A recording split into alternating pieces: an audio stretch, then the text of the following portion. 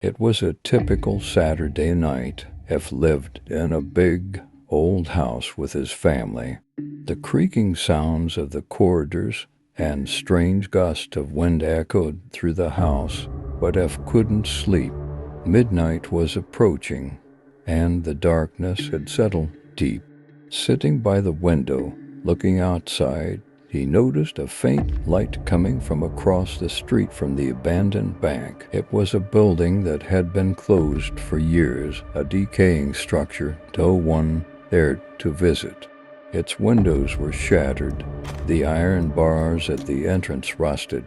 But tonight, there was an odd glow coming from within, as if it were beckoning him to come closer. F felt an uneasy sensation creep through him, like he wasn't supposed to see that light. Yet, his curiosity got the better of him. He put on a thick coat, quietly slipped on his shoes, and crept out of the house. While his family slept, the cold night air hit him as he stepped outside, the empty street shrouded in silence. As he approached the bank, he noticed something strange. The front door, long rusted shut, was slightly ajar. The door's old, heavy frame should have been locked tight, but now it stood open, as if inviting him in. F hesitated for a moment, the hairs on the back of his neck rising. Every instinct told him to turn back, but it was as though an unseen force was pulling him inside. He pushed the door open and stepped into the cold, dark lobby of the bank. The air was heavy, filled with the musty scent of damp walls and decay. His breath echoed as he moved, each step louder than the last. Suddenly, behind him, the door slammed shut with a loud bang. F spun around, rushing back to the door, but it wouldn't budge. Panic started to rise in his chest. The only light now came from further inside the bank, near the old vault. As he took a few cautious steps toward the vault, faint whispers began to fill the room, low and barely audible. "You're not alone," a deep voice murmured from the shadows. F's heart raced, but he saw no one. He wasn't sure if it was his imagination or if the shadows themselves were speaking to him.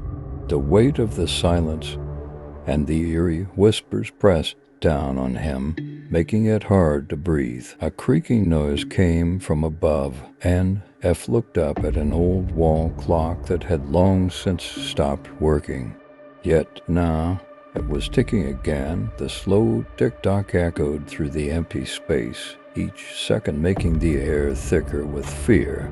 F followed the sound toward the vault area, his eyes darting around the abandoned desks and dust-covered chairs. The vault was there, silent, looming, and unlocked. On a dusty desk nearby, an ancient computer monitor flickered to life, displaying a single number. 23:59. Time was running out, though for what? F couldn't tell. Suddenly, the bank's lights began to flicker. The room went black, then flashed with a dim light again, only for the darkness to return. F's pulse quickened as he glanced around. Shadows danced along the walls, taking forms that didn't belong in the room. One of those shadows moved, a quick, barely perceptible figure slipping between the columns. Cold sweat trickled down F's spine as he froze in place. In the midst of his growing fear, he saw it. The vault door was slowly creaking open. From inside came a cold wind, sharper than the night air, and with it, a deep, menacing laugh echoed through the bank. A figure emerged from the darkness beyond the vault.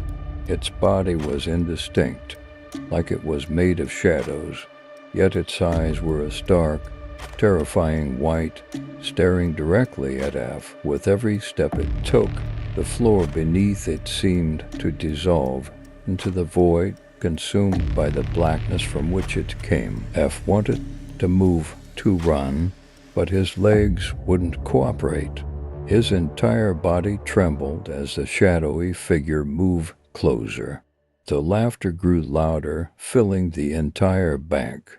F's eyes darted toward the monitor now, counting down the seconds. 23:58, 23:57. Each tick of the clock was a beat of his own heart, faster and faster. His eyes were glued to the vault as the door swung fully open, revealing nothing but a pitch-black abyss inside. From that darkness, a second figure appeared. This one had a face pale with empty eyes, its lips unmoving as it spoke. "This bank is your home now, ... forever." At that moment, the monitor hit 0. 0 o'clock, all the lights went out. Darkness swallowed the bank whole. The only sound that broke the silence was F's scream, echoing through the empty building. But no one was there to hear it. The next morning, by the time the sun rose the next morning, its light barely touched the roof of the old bank. People passing by the street noticed police cars parked outside. F's family had reported him missing, and the authorities had followed the clues to the old bank. When the police entered, the inside of the bank looked like nothing had been disturbed for years. Dust coated every surface, and the air was thick with neglect. At one of the desks, a flickering computer monitor caught their attention. It was still on, despite the years of disuse. On the screen, only a single message blinked, no return. Next to it, lying on the desk, was F's wallet. There was no other trace of him in the entire building. The officers searched the bank from top to bottom, but it was as if F had never been there. He had vanished without a trace. Outside, the world moved on, but within the bank, time had frozen, and no one who entered that bank ever left again.